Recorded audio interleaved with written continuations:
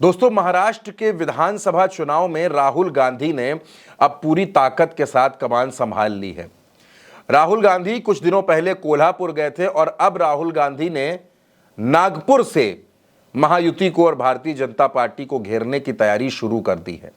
नागपुर में जब राहुल गांधी ने चुनावी रैली की तो उनके मंच पर उद्धव ठाकरे भी थे और शरद पवार भी थे और पार्टी के तमाम बड़े बड़े नेता थे। राहुल गांधी ने एक बार फिर संविधान के मुद्दे को बड़ा कर दिया है। संविधान का मुद्दा महाराष्ट्र के चुनाव में गूंजने वाला है और यह भारतीय जनता पार्टी के लिए बड़ी टेंशन है।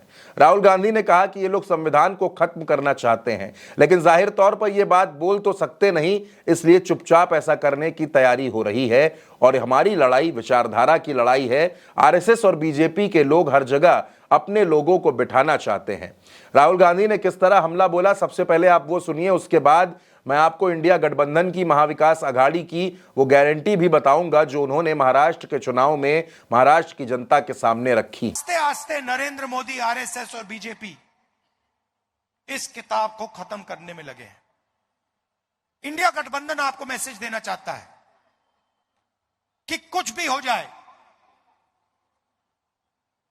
संविधान को कोई नहीं छुएगा। और अब दोस्तों, मैं आपको सीधे सीधे बताता हूं कि महाराष्ट्र में इंडिया गठबंधन महाविकास आघाड़ी ने जनता से क्या कुछ वादे किए हैं, सत्ता में आने पर वो जनता के लिए क्या कुछ करेंगे। इसमें दोस्तों महाविकास आघाड़ी की 5 गारंटी हैं जो उन्होंने रखी हैं।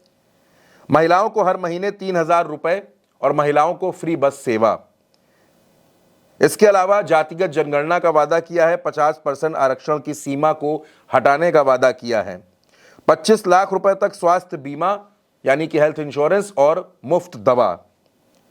किसानों का 3 लाख रुपए तक का कर्ज माफ होगा। नियमित ऋण भुगतान के लिए 50,000 रुपए का प्रोत्साहन दिया जाएगा और साथ साथ बेरोजगारों को हर महीने 4,000 रुपए की मदद की जाएगी।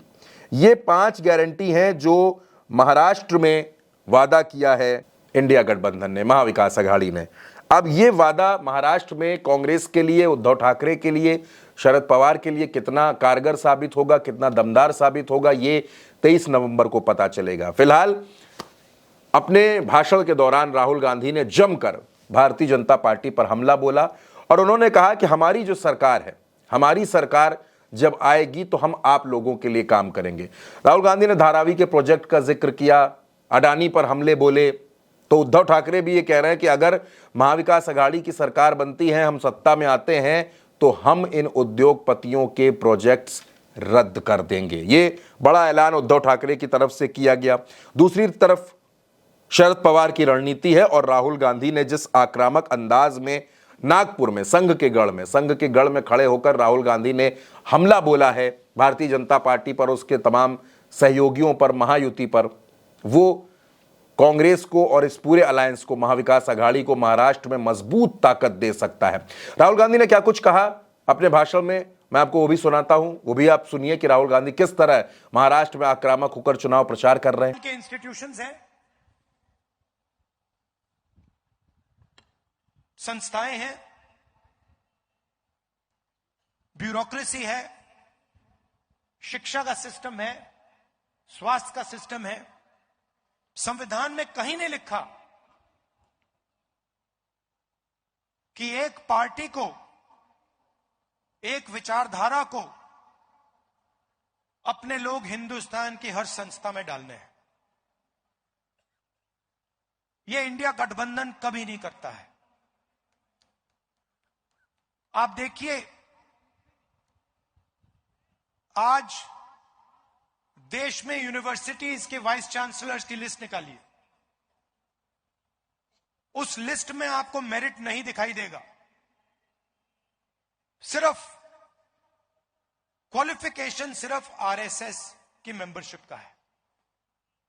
वाइस चांसलर बनना है, आरएसएस की मेंबरशिप लीजिए। साइंस के बारे में, ज्योग्राफी के बारे में, हिस्ट्री के बारे में कुछ मालूम ना हो, कोई फर्क नहीं पड़ता। आरएसएस के हो, सीधा आपको उसमें जगह मिलेगी।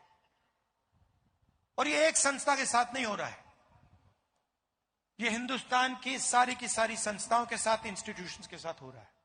अब दोस्तों, उद्धव ठाकरे, राहुल गांधी और शरद पवार, इन तीन नेताओं की प्लानिंग, इनकी व्यूह रचना, इनकी रणनीति, इसके सामने, और इनका जो घोषणा पत्र है, इनकी जो गारंटी है, इसके सामने महायुति कितना टिकेगा, बीजेपी कितना टिकेगी, ये आने वाला वक्त तय करेगा। फिलहाल एक बात बिल्कुल साफ है कि महाराष्ट्र की लड़ाई बड़ी दिलचस्प है। महाराष्ट्र की लड़ाई हरियाणा की तरह नहीं है, यहां मुद्दे अलग हैं। ये 288 सीटों वाला राज्य है और तमाम सर्वे के आधार पर, लोकसभा चुनाव के नतीजों के आधार पर महाविकास आघाड़ी महाराष्ट्र में बेहद मजबूत नजर आ रहा है। अब क्या कुछ होगा, इसके लिए थोड़ा सा इंतजार करना पड़ेगा, लेकिन महाराष्ट्र की लड़ाई बड़ी रोचक है दोस्तों।